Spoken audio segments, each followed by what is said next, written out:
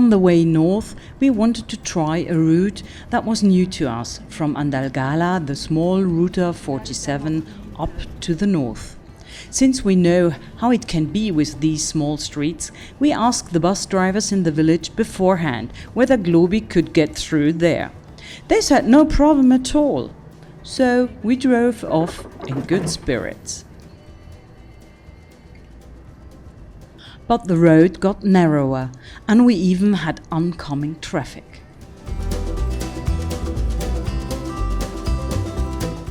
The landscape is really breathtaking, but at least I couldn't really enjoy the view because the slopes are really steep and deep.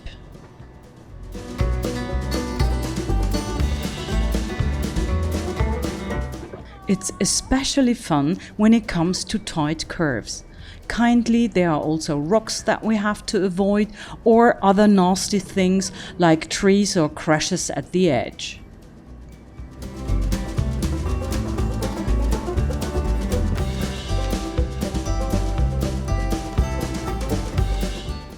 With every brim, I saw us rolling down the slope.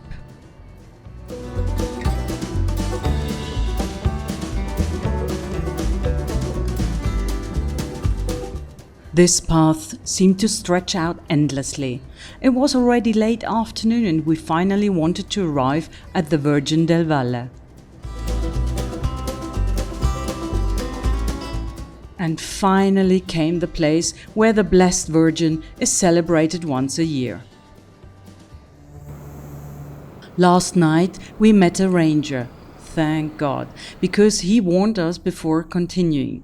There were 2 or 3 curves that we couldn't get around, and on the further route there would hardly be any turning opportunities. My goodness, I was happy.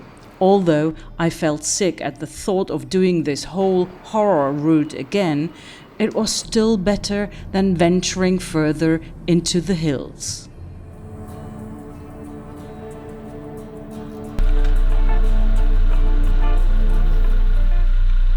Peter, my hero, always stays super calm when things like this happen. I, on the other hand, get gasps, mostly have my eyes closed and hope for the best.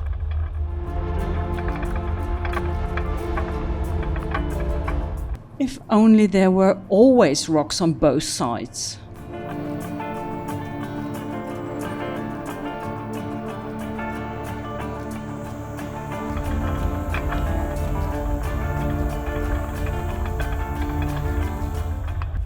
Most people think I'm a bit oversensitive, but I think you can see how tight it is by looking at these pictures. Globi only has very little reserve. We need almost the entire width of the road.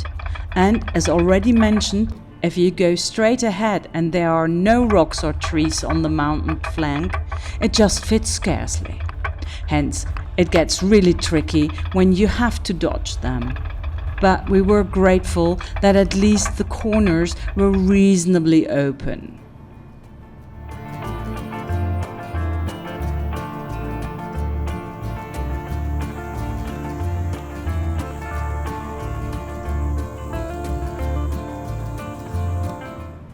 Since I often had my eyes closed, I only saw these wonderful views on the film material. So it's definitely nice up here. But we were wondering how the bus drivers down in the village, who know the area, had the hair-raising idea that we could easily drive through there.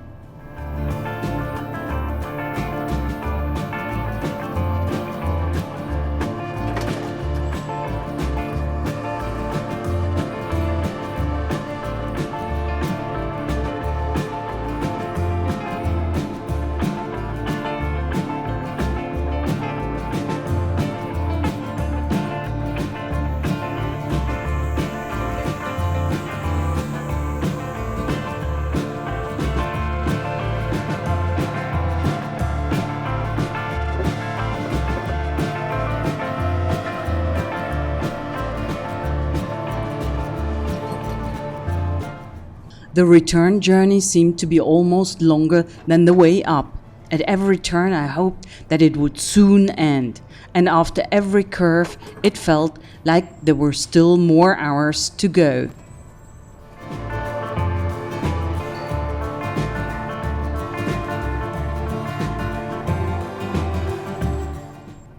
Up until now it was just fine. The mountainside was on the passenger's side, but that changed now. No more fun. The slope yawned right next to my window. Indeed, there is always an increase. My pulse was so happy that it started galloping. I don't know what drives some people onto roller coasters. They are definitely nothing compared to these great rides.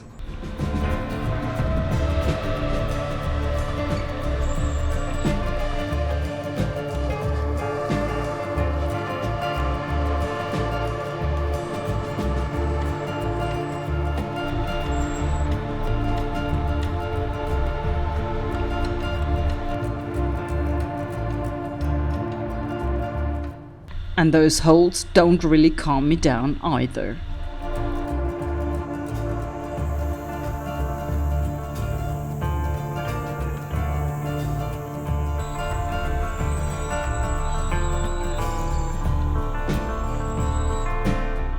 So far we've been really lucky. We haven't had any oncoming traffic.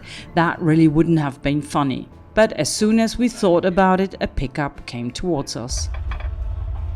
But sometimes the road is kind to us. The oncoming driver was able to pull into a passing spot, and we easily passed each other. Phew, that went well again.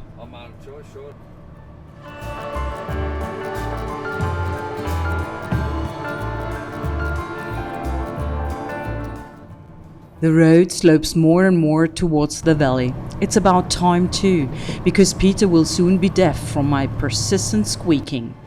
The plane has us again, a unique feeling of happiness.